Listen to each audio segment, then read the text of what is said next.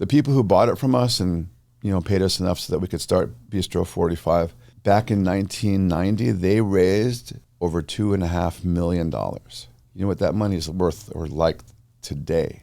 And that money was all gone in 2 years. We love the San Gabriel Valley. There are some amazing people and businesses here, and we think they deserve the spotlight. Welcome to the SGV Master Key Podcast. We'll have on the people that make the SGV great. We'll find out what makes them tick, their ups and downs, their history, and we're going to have fun doing it. This is the SGV Master Key Podcast. And now your hosts, Scott Warmoth and Russell Mano.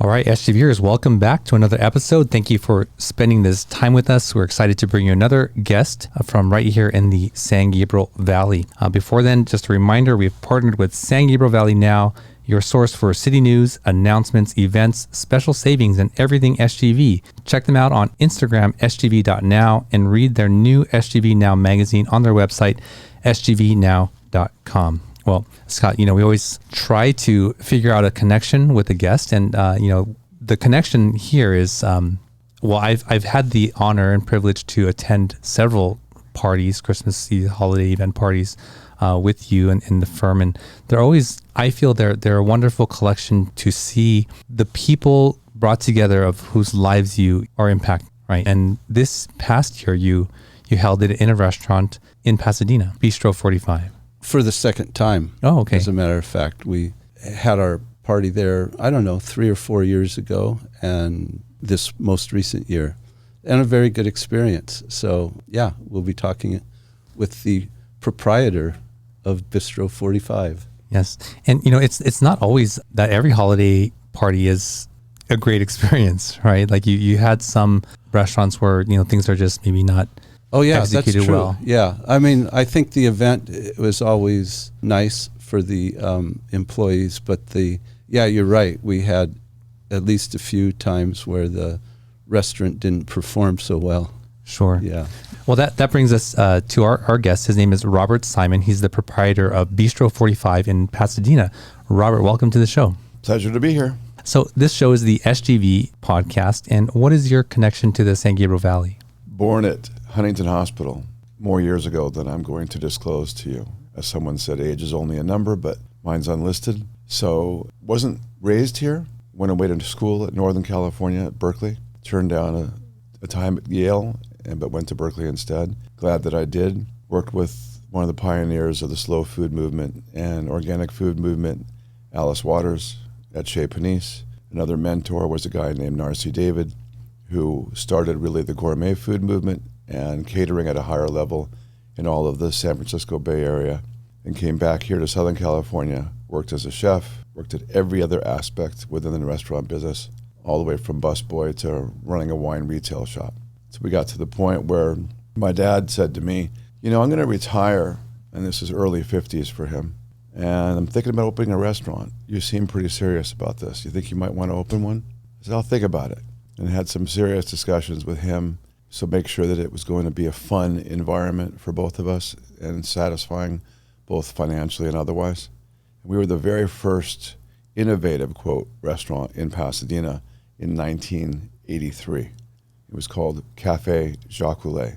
It was fusion between French and Asian, and no one had ever even thought about anything like that in this area. And that was when Pasadena had yet to even think about coming out of its doldrums from the late 70s and early 80s. Stores were shuttered. There was no business. There was no safe way to navigate old Pasadena without being accosted. On the other side, there weren't even parking meters. So it was a long time ago in a galaxy far, far away before development occurred really, or redevelopment occurred in Pasadena. We were there for 7 years. Humbly tell you, knocked it out of the park. Place was full every day, lunch and dinner. Sold it for a lot of money. Reinvested in Pasadena at a different location at a restaurant that had also been there since the 70s. We bought it, which is now Bistro 45. And we've been there now for 33 years. And Scott, I'm telling you, the two parties that you've had at our restaurant, this last one and the one before, they were significant signature events. And not just because you brought your staff, you brought people to entertain for the holidays and thank them for all their hard work, but also because the overall through line that I picked up as proprietor and as someone that's been in Pasadena, San Gabriel Valley so long in business was extraordinary. You really, really genuinely care about the interactions for everyone there, not just yourself. It wasn't about you at all. It was about everybody that you had invited to the restaurant, and we're very grateful for the partnership. Well, I appreciate that, and I wasn't expecting it, but thank you.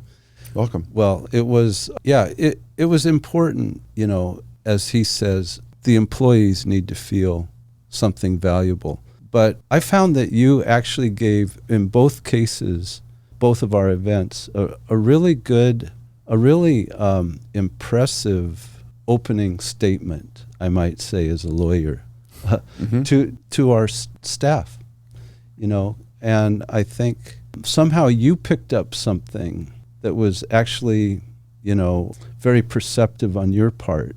And I must think you do this with all of your customers. You must be able to pick up like a certain vibe or a certain information as to what's happening, and you're able to turn that around and kind of convey to the guest, what you're seeing that's important. I'm sure that that's the same philosophy that you have in your law office. And in Russell, in talking to you in preparation for this podcast, I got the sense that you have a very clear sense of mission as well.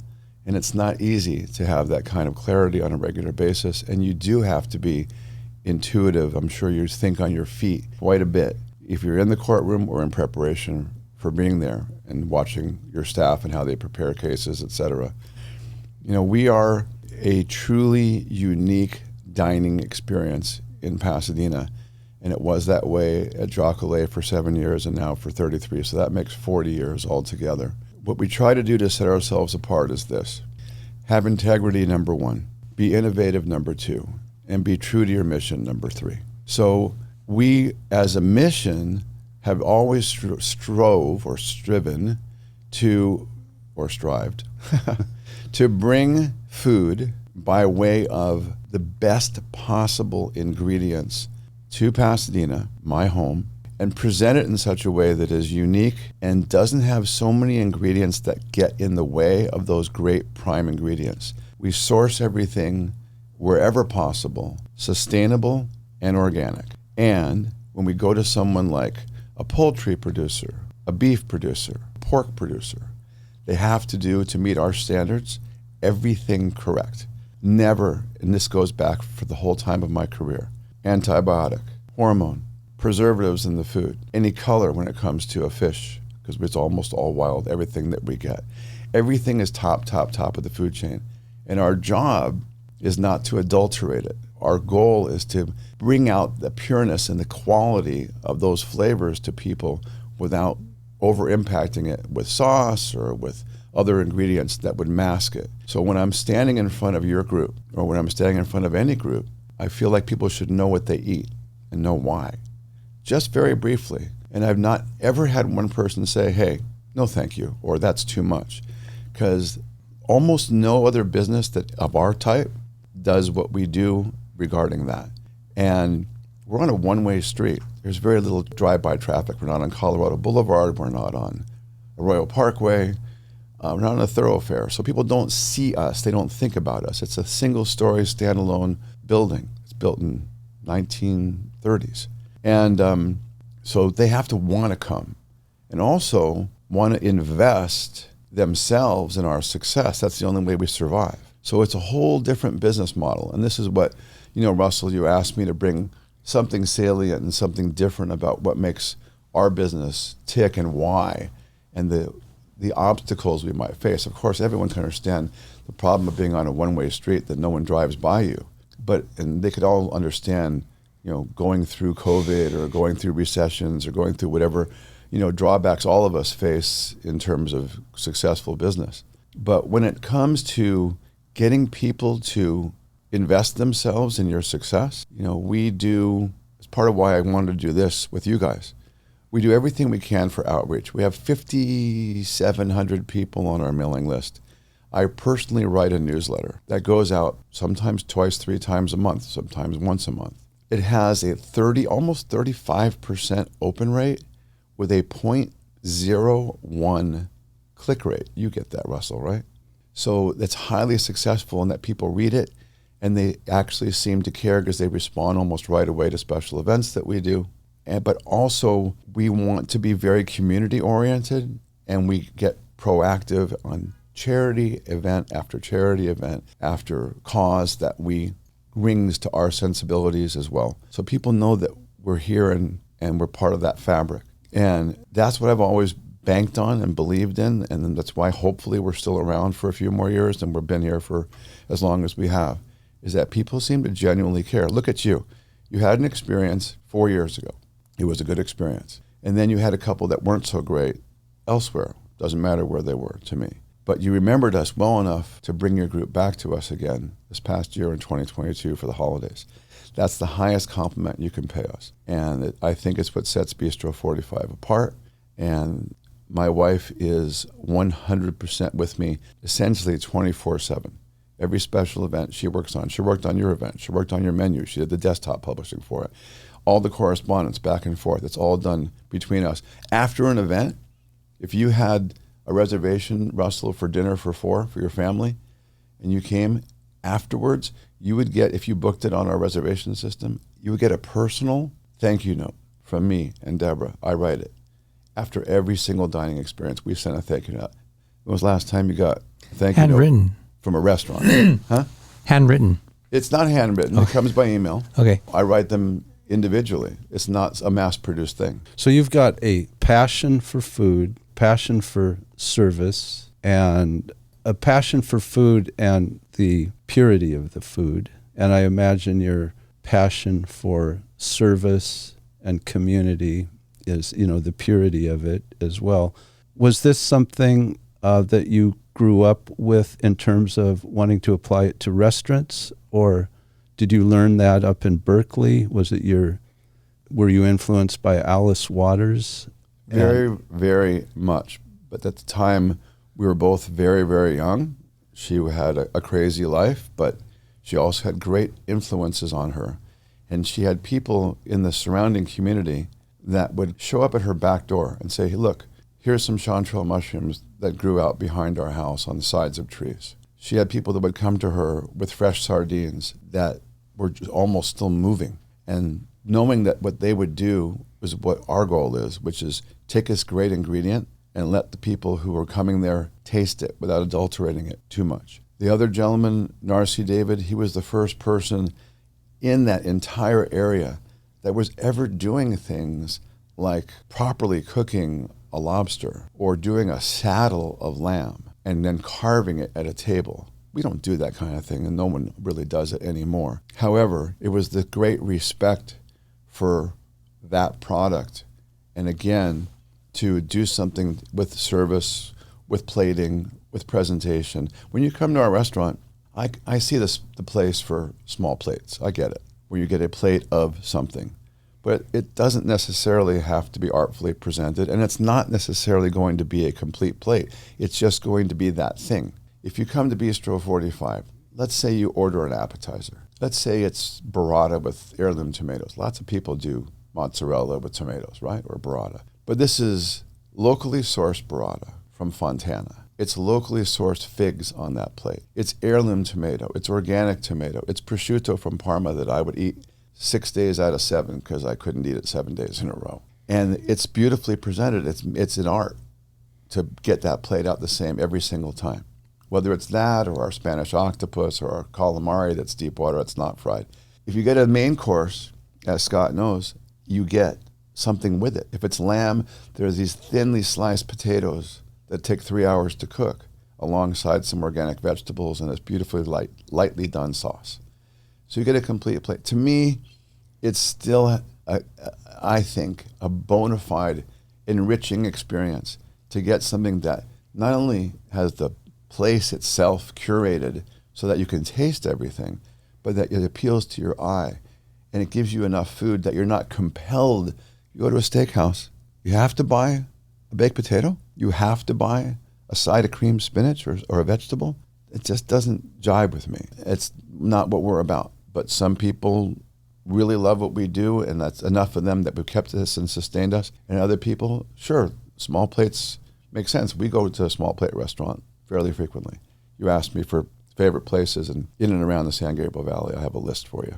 My mind is, imagining all these delicious foods that you're describing, and I'm hungry right now, so I'd like to go get something to eat. But Are you open for lunch? No, it used to be. That's how our business model has changed. So we're in the South Lake Business District of Pasadena, and most of that business on Lake Avenue was much more office oriented. It's not so much anymore. And a lot of the places that are retail and food oriented on Lake Avenue come and go, almost like changing, the color of a shirt. And so the demographics there just don't support lunch anymore. So we only open for special occasions for lunch, and the rest of it's just dinner only Tuesday through Sunday. So you have to come with your family on a Sunday night or something. I see. I want to sort of back up, and this show is also about your journey to become or to get to where you're at. And you had mentioned earlier that you were born at Huntington Hospital. And for the listeners who may not know, that's in Pasadena. And you went to school to Berkley, and I think you said the opportunity to go to Yale. But in my opinion, one doesn't go to Berkley to open up a restaurant later, right? So where I know you said your father offered you this thing, but what did you always want to open a restaurant, or what did you dream of doing when you were younger? Yeah, I'm going to flip the table to you just for one moment. When you were a little boy, what did you dream of doing? I wanted to be a father. Are you? I am. How many kids? I have 2 kids. Great. How old? They are 6 and 10. Great age. Congratulations. Thank you. So in response to you, and we'll get to you in a moment, Scott, but I wanted to be a father. And at one point when I was a kid, I used to have dreams about owning my own hotel. And the reason why I had dreams about that was, literal dreams. I could see myself greeting people in the lobby, in the dining room, in the bar, shaking hands, making sure they're happy, making sure they're having a good time. We got to the point when I was at school studying theater and English, that was a double major, that I realized, because I was working in restaurants, I supported myself and worked all the way through college. It took me 5 years to graduate. I was eating pretty well, never went hungry. Whether it was a staff meal or whether I could afford to come and eat there at the discount that the restaurants always gave us, like 35% off to come and eat. I couldn't wait to do that. So that changed. I realized more and more how much fun it was, how much I enjoyed it, how satisfying it was to have a table that I was taking care of, a group of people that ended up being really happy and would ask for me again next time they came. Thought maybe this might be something. So then when I matriculated after college, after working with Alice Waters, after working with R.C. David, and decided after a tour of Europe and working in some vineyards there and coming back, that this is something I could be serious about. The family was not involved in the business. My dad was in plastics. He was a revolutionary kind of guy. He took a company from nothing back in the 60s and took it public back in the late 70s and then sold it and was able to retire at an early age, like I said, in 1982 or so, and travel the world. So he had never even experienced it, but he was a brilliant, brilliant business person. And of course, I hadn't had my own business yet. So at 29 years old, he made me this offer. He said, look, you run the front. I'll help you. I'll teach you how to go through a P&L. I'll teach you how to, build your ledgers and be able to see how profit can be attained and then maintained. And he taught me a lot about that. I will say that I taught him more than a little bit about the front of the house in a restaurant. So it was a dream that became another dream. And we have 2 kids, now 27 and 28. And that journey was extraordinarily important as well. You got at the age where, I was coaching those kids in basketball and baseball from when they were 5 years old. And that was the greatest joy of my life, all the way till when both of them were like 15. And you're at that stage now, seeing that development, it's so rewarding. And the restaurant business afforded me the ability also I carved it out. Being a proprietor, no one makes my schedule but me and my wife, so that we could spend as much time with them at those formative years as possible. I forget the name, Jacques Collet, the first restaurant. It's not common that a restaurant even survives the first 2 years, but yours, I think you said 7 years, and then you sold it for, I forget how you worded it, knocked it out of the park. How do you feel that came about, given that if that was your first restaurant venture? Business plan is everything. Execution, of course, right there. And being able to put out something that the community hadn't seen. In those halcyon days of Pasadena, there was a restaurant called The Chronicle, and there were only a couple of other restaurants that were, quote, finer dining restaurants. We decided to kind of flip everything, do a fine dining restaurant that wasn't priced that way. We were priced probably 25% below those other restaurants that were, quote, our competitors, giving them everybody a brand new sense of cuisine, which we've talked about a little bit. We put glass on the tables so we didn't have to change tablecloths, so we could save on linens. We kept a very high volume of pretty amazing music going on a regular basis, so we attracted a very young clientele. But we also, because it was a pumping kind of restaurant, we were doing 2.5 seatings a night because people would come and eat for an hour, hour and a half, not sit for 2.5 or 3 hours. And that was the business model. Because when we first opened, we just saw a copy of our menu from when we first opened or the year after. Everything for entree was under $9.95 in 1983 and 1984 for main courses. Pork tenderloin, chicken, salmon, etc., under $9.95. Now, did we raise prices over time? Yes, that was part of the model as well. But we took it in increments that everybody could understand. It's not like now where all of a sudden you get sticker shock, you walk into a restaurant you haven't been in for 2 years post-COVID and seeing what inflation's doing to all of us, and you're seeing now that things are 40, 50% more than they were 2 years ago, but with reason. But with then, it was like we moved along with the timbre of the times. And by the time we sold it 7 years later, I think our highest priced item was pushing up against 30. Well, where was the location of that restaurant? If you know Pasadena at all, it's right in the heart of old Pasadena. So it's on Raymond, between Holly and Union on the west side of the street. And it's on the corner of Holly, actually. It became Cafe Bizou for about 15 years. The people who bought it from us and paid us enough so that we could start Bistro 45, back in 1990, they raised over $2.5 million. You know what that money is worth or like today? And that money was all gone in 2 years. They gave part of that to us, but the rest of it was all spent on smoke. Because there's what I was going to say to you earlier, and it applies to you too, Russell. I really believe that the world's divided into two halves of people: those that get it and those that don't. And you could apply that to anything. It's those who get human nature, those that get fairness, those that get equality, those that get sense of right and wrong, those that get how short this time we have is on the planet. All those things, you get it or you don't. That's why I have, put a big twinkle in my eye when you said that one of your dream was when you were little was to be a father. It's the most amazing, rewarding thing. So you get it. You understand it. I know you do. And I know Scott does because I've seen him in action. I've seen you in action for a number of instances. So the world's divided that way. And in terms of the restaurant business, the easiest way, as I learned up in Napa Valley, we had restaurants in Napa Valley, by the way, 2 of them over a course of my time in this world of restaurants. But the easiest way to make a small fortune is to open a winery or a restaurant with a large fortune. Okay? Okay. So there you go, Scott. Yeah. Go open up a restaurant and you can make a fortune. No, I'd have a large fortune to start with, but a small fortune to end up with. Okay. A lot of people who go into it because they think it'd be fun. Yeah.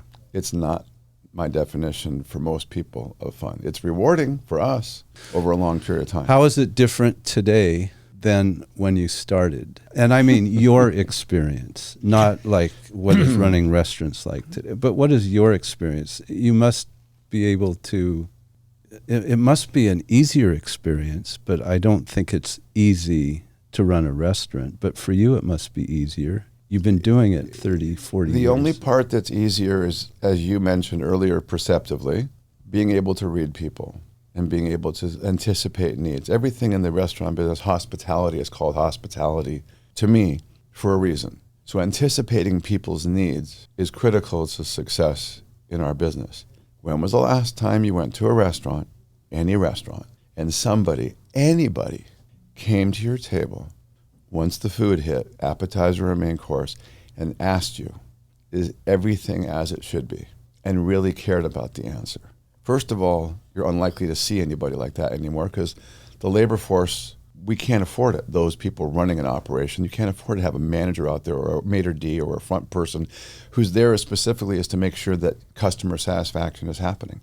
It's left up to a server or a running person or whomever to do that. It's much more anonymous now. So if you ask about like how it has changed or if it is easier, it's not. And you asked me also, Russell, to come with one or two little vignettes or stories about, what I've come up against. And especially now, since you asked that question, since COVID, I'm not going to bore anybody on this show with talking about all the things we had to do, whether it was curbside pickup and, hoping that we might get 10, 15 cars to pick up in an entire day to survive. We're not going to talk about that. But I will tell you that as the ebb and flow of COVID happened, and we opened and then they closed us, and they opened and they closed us, partially, full, whatever, we did get one really great phone call. And it was somebody saying, hey, we have a great wine list, by the way. We have about 300 wines on our wine list and 40 wines by the glass. So he said, hey, I see that you have Opus 1 on your wine list. We're heading out to a party, a housewarming party out in Bradbury. Now, Bradbury, as you probably well aware, is one of the most affluent communities, in all of Southern California. And my brother's going to go out there, and we need to bring housewarming gifts. So I'd like to know if I could buy some wines off your list and stop by and pick them up. And he picked out what totaled about 8 bottles of wine, and the bill was about $6,000. And he said, my brother will be by in about a half hour to pick them up. I said, can you give me your credit card number with expiration date so I can, guarantee the transaction? He said, my brother will bring that when he comes. I said, okay, is it your card? He said, no, it's his card. I said, can I get the credit card number? He said, no, he'll give you the credit card number when he comes. I said, will he present the card when he comes? And the guy hung up. And that was how some people felt they could scam or get away with something at the expense. We're a small independent restaurant. It's a family-owned business. We have less than 30 employees, many of whom have been with us for decades, some. And it was brutal to think that person was going to attempt to defraud us, rip us off for about $6,000 worth of wine. That didn't happen. On a much smaller vignette to tell you, and this just happened 2 weeks ago, somebody calls and says, about 3 months ago, I had an order to go pick up. It was for a pizza and a chicken and a salad. And we live in Santa Clarita. We came by and picked up the food, drove all the way to Santa Clarita. I'm sure you remember this, he's telling me. When we opened up our food, it was somebody else's order. And we called back to complain. And you said, because he was swearing it was me because I answered the phone, that we could come back anytime and you'd replace the dishes for us. Can we have a table for 2 for tonight? Couldn't remember a single thing about this. I asked all the staff, we have a small staff. Nobody remembered anything like this whatsoever. So the shortest distance between 2 points, and I said how the world's divided, is to take the high road. And I said, you know what? Come on in. I don't have a table. We're sold out. But you can sit at the bar. We'll take care of it. Because I was investing a pizza, a chicken, and a salad. And I had to see how this was going to play out. And sure enough, 7:45 on a Saturday night, they show up. They sit at the bar. They don't talk to me. They talk to the bartender. I knew who they were. I sent the food to the bar. They ate everything. They each had a cocktail. Never said thank you. Never acknowledged me or my wife, who was there at the front. Had their 2 cocktails, paid for the 2 cocktails, and left $7 and left the restaurant. And they scammed us 110%. And again, we're still now just coming out of COVID. So you want to know like how the restaurant business has changed because of the things that happen over time? That's one of the big ones. Aside from the fact that what I mentioned to you, you go out to a restaurant, who's there to take care of you? And how much do they really care? Most restaurants now in this San Gabriel Valley that are not mom and pop are franchise, right? They're multiples, they're franchise, they're part of a company that has many restaurants, and they're running a different way, no matter how successful. You can go to Houston's. Hillstone's one of the most successful companies in our business in the country. No one's going to come to your table and ask how your food is. They run a good restaurant. It's really much more difficult to establish rapport, and the only reason why we're still there is because of all these years of doing it again and again and again. Remember the expression, Scott, 10,000 hours? You heard the expression, Russell? You do something for 10,000 hours and then you become sort of proficient, whether you're a musician or a writer or whatever. In our business, it's more like 50,000 hours. Well, I'm glad you were able to avoid that. The wine guy, that would have been, I'm sure, devastating, on some level for you, for the people who work with you and for you. On the other hand, it would be intriguing to look at these two people sitting at the bar. And you want a physical description? It'd be almost exactly what you might expect. And the woman who was with him knew what was going on. And according to my manager, who happened to go by and see if they were happy with everything, and asked her just to repeat when this happened, how it happened, with whom it happened at the restaurant, she turned beet red and couldn't say anything. I was just going to say, I've kind of talked about this kind of thing before, but, just the notion, the idea of a con man, how they live their life and the cons that they have to pull to make it through their life, it's, I don't know. It's kind of interesting, though, to observe this kind of person. Well, you must see a lot of it. I see a lot of it. I see it from, both sides. And talk about being perceptive. Just over 2 years. Just over 2 years? Yeah. I mean, you look at people in the eye. They're in front of a camera. You look at people in the eye across your desk or you're doing an interview or whatever, and you have, and people who work for you do the same thing. Investigators do the same thing. Your antenna, your radar must go up when you get the sense that someone's not being real, that they're not. Doesn't always, but I mean, it does. You do train yourself. You do kind of learn, but it doesn't always go up. It still happens, Hey, somebody just got elected to Congress in upstate New York and didn't say a single thing about himself that was true. Exactly. Yeah. Well, on some level, most people assume a lot of things about people in general. And I would say, like, for example, people would just assume that someone is right-handed until they observe them writing with their left hand. And then that becomes much more difficult when people are trying to hide or disguise characteristics about themselves. And they can either come out naturally, and if you are aware, you can observe them, or in the instance of the being right-handed or left-handed, you can toss them a ball, right? And you can see, because in that moment, they're not really aware of what that reveals. But so that was sort of a tangent on our conversation about your restaurant. But I think a restaurateur probably is like one of the most perceptive, if they're successful, persons that you might see in society, because you see everybody. Everybody comes through a restaurant at one point or another. And you see them in varying conditions and moods. Exactly. You see them with alcohol, without alcohol. You see them after a bad day or after a good day, when they want to come in and commiserate or they want to come in and celebrate. And you're there talking to them all the time. So at least to do everything in our power to make sure that they enjoy themselves while they're within the confines of the restaurant. There's nothing you haven't seen. Beyond that, I have no responsibility when they leave, Yeah, but there's nothing you haven't seen.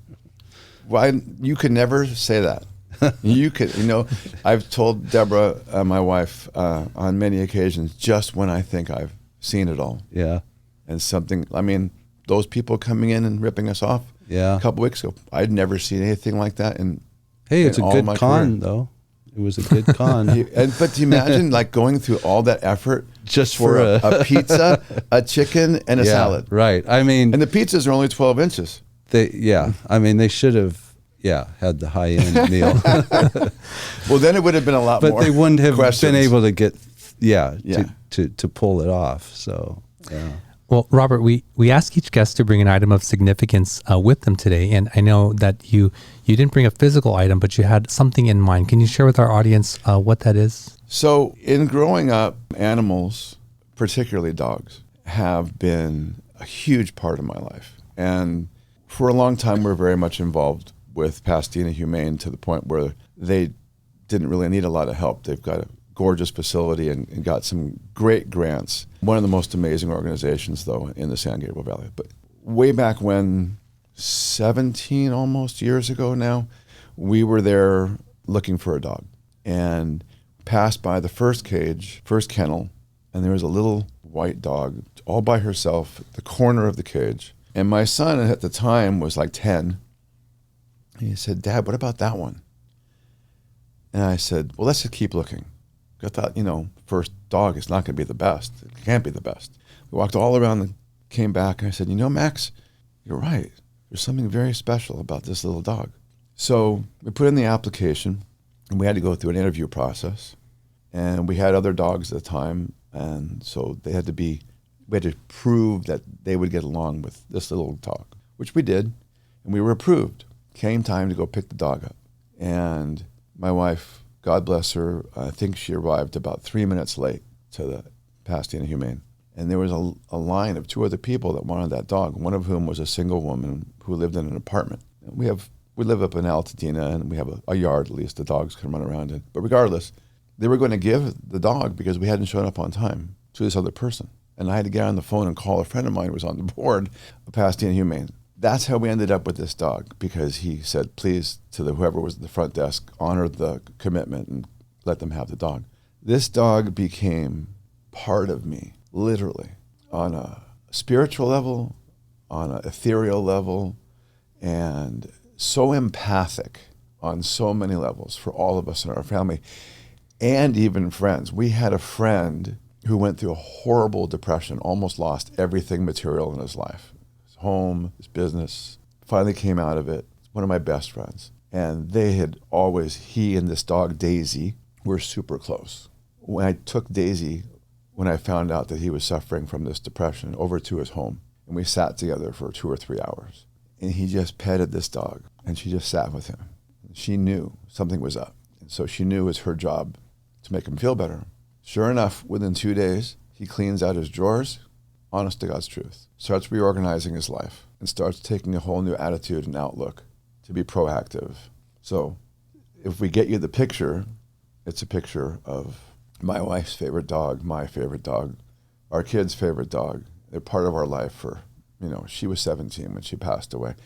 And we go to the beach, and in Laguna, there's 184 steps to get to our favorite beach, up and down. Up until when she was 16 and a half, she was making it all the way down and then all the way back up. And she was literally 18 pounds, something like that. Yeah.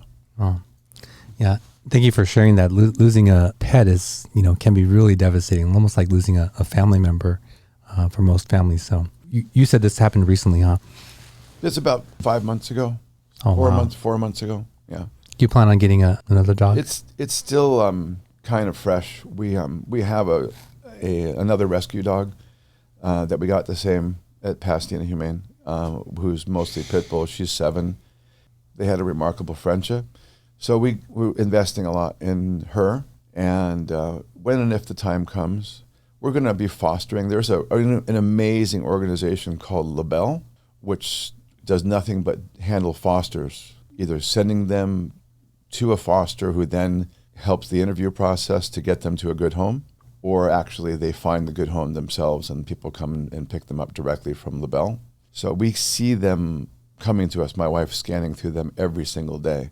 And we're going to be fostering either a puppy or a young dog, or maybe even 2 in the next week or so, just because to reconnect with that world that we miss. But, Daisy's presence is still there everywhere in the house. My other dog, the pit bull mix, her name is Kaya, and I will say to her, "Do you miss Sissy?"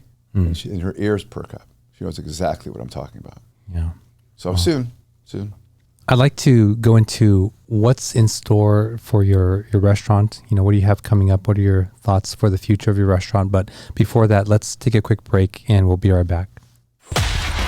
At Wormuth Law, they believe that just because you speak a foreign language, come from a different culture, or simply don't know how to navigate the legal system, that should not prevent you from compensation from injury or receiving benefits. Their multicultural staff have been helping SGVers like you for over 38 years. Visit law888.com or call them at 626-784-7017 and tell them you heard about them on this podcast.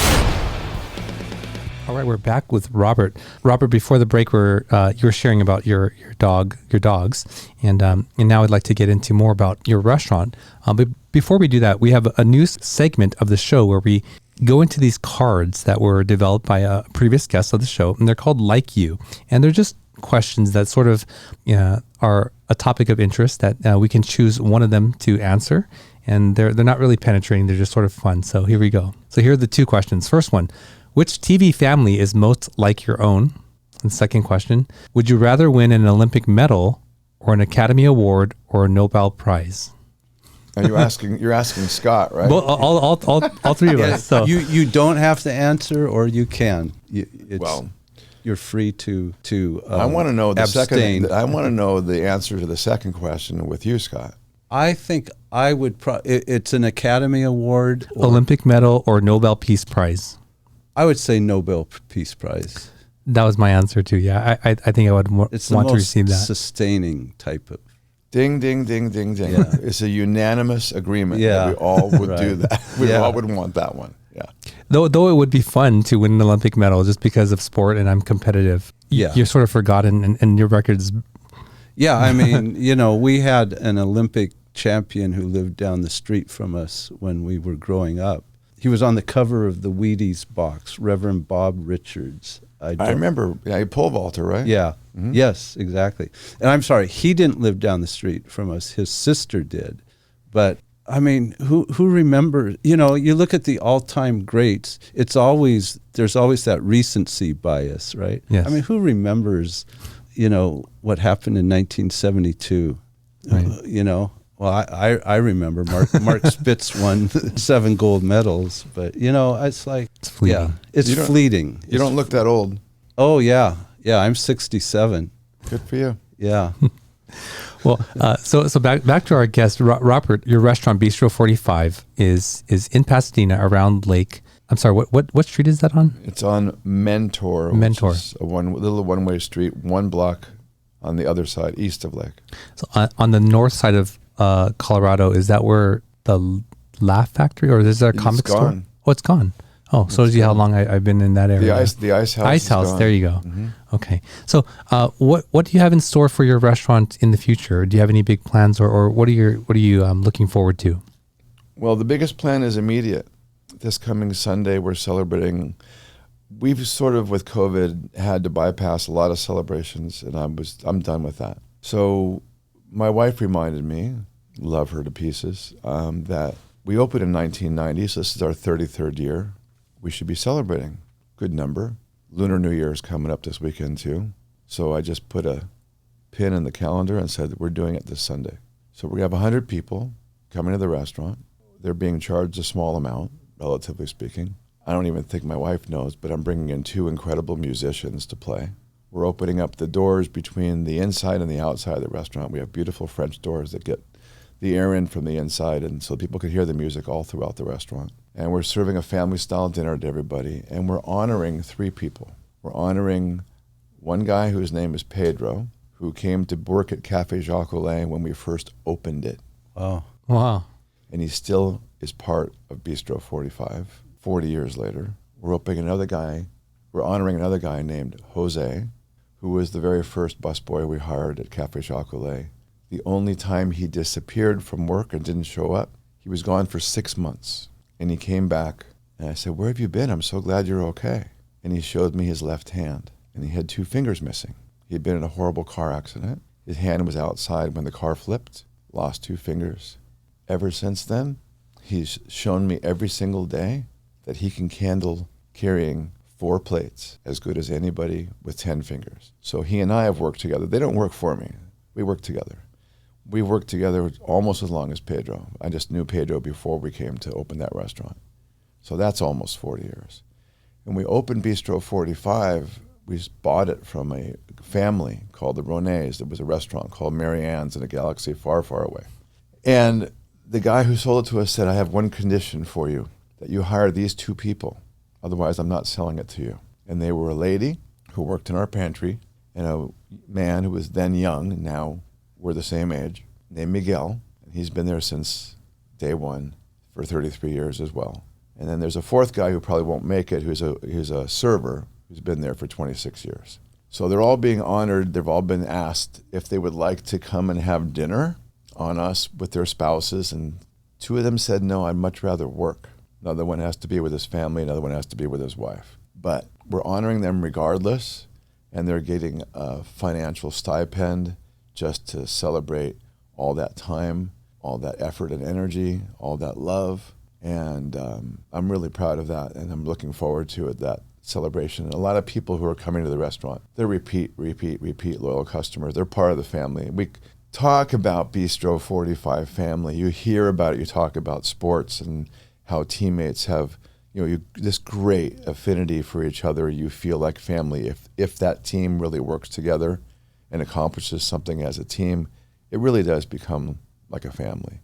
And that's really what the restaurant has become. And if we can extend that to the people who support us, then it's a full circle. It's amazing. So that's in the immediate future.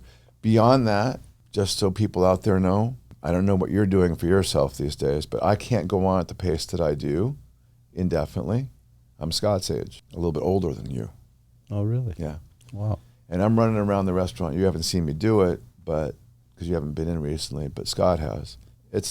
I can't stop. I need to touch every table. I need to feel like we're all doing our job to make everybody who comes in there happy. So we take off 1 week a month. Don't work. At least don't work physically there.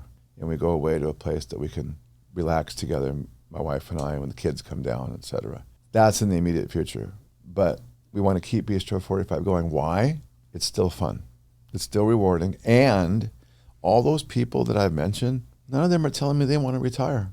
So how can I take their livelihood away if we sold the restaurant or got rid of it? And the other people who have been there not as long, but they depend on it too. I got lambasted the day before yesterday by somebody who's in school, and she didn't get the 2 shifts she needed. She said, I need to work. I get it. So that's the other obligation you have as an employer. Sure. Bistro 45, I know of it. I've seen it. I've heard it. I do think that for me anyway, just because it's you don't see it, it's not in your forefront for me, that I haven't been there more, but I definitely will make a trip out there to refamiliarize myself with the restaurant.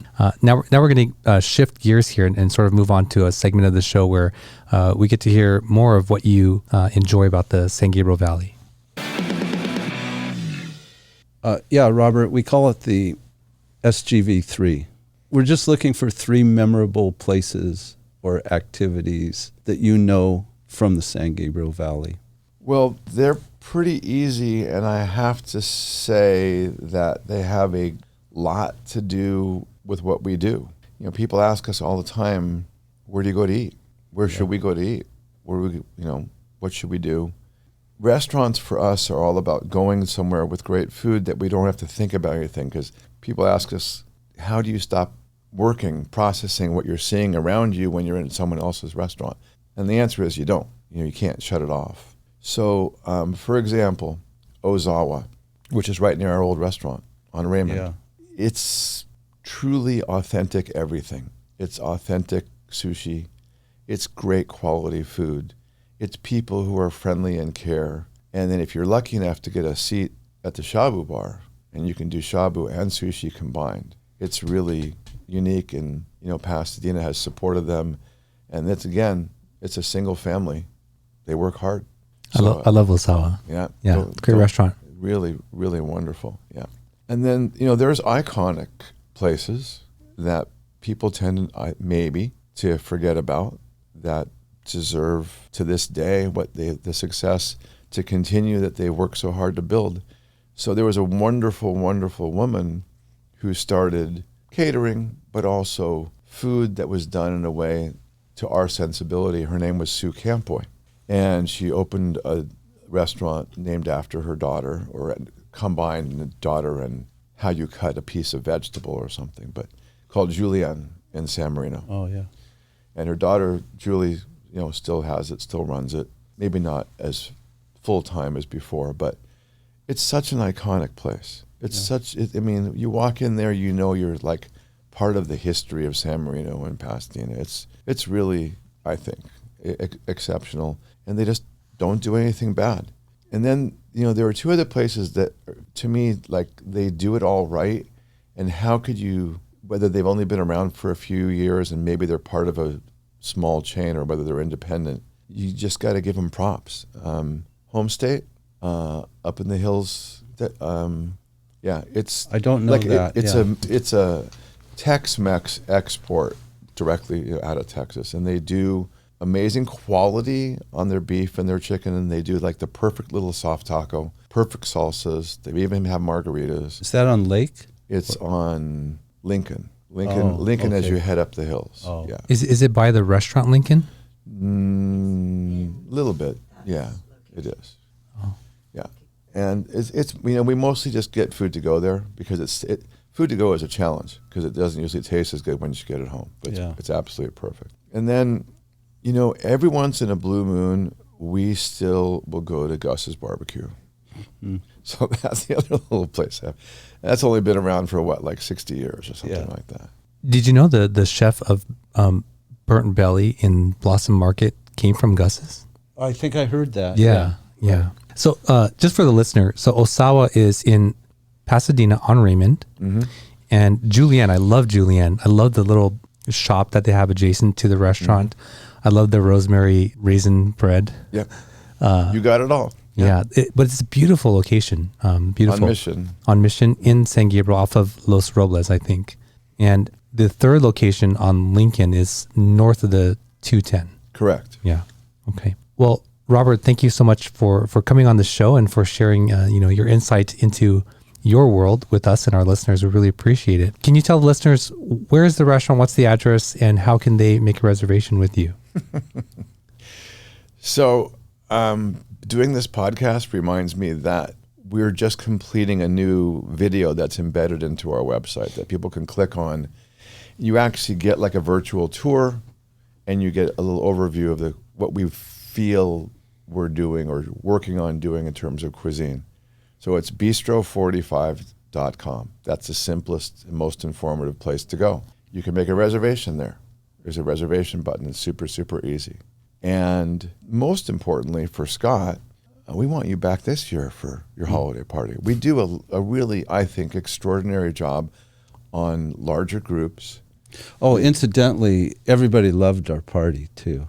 Thank you. And so and you could tell that they wanted to party. They had been cooped up for too long. that wine list that you talk about, good thing they didn't have access to it. Well, you were so well behaved that night. They wouldn't have felt entitled unless you were going to be joining them that night. And actually, unfortunately, I never drink. So well, that probably makes you a better lawyer.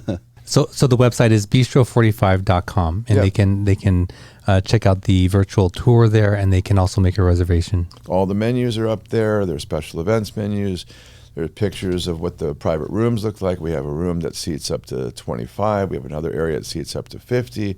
We have a patio that has a retractable roof. It seats up to 60. But this, I appreciate the opportunity to talk about the restaurant and to tell people how to find us, et cetera. But the opportunity today has been really rewarding because everything that you talked about, I had no idea what you were going to be like, Russell.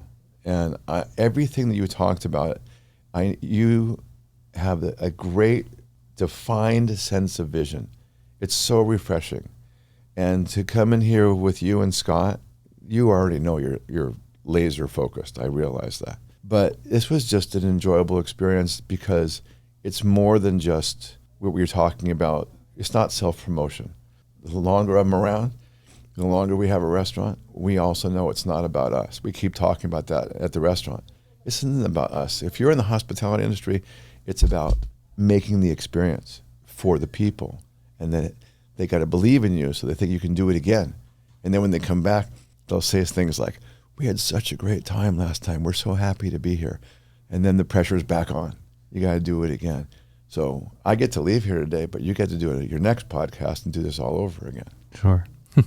Yeah. Well, we definitely enjoy it as well. And it's obvious to me that you enjoy and love what you're doing. I wish you the best of success in all your future endeavors and with the restaurant.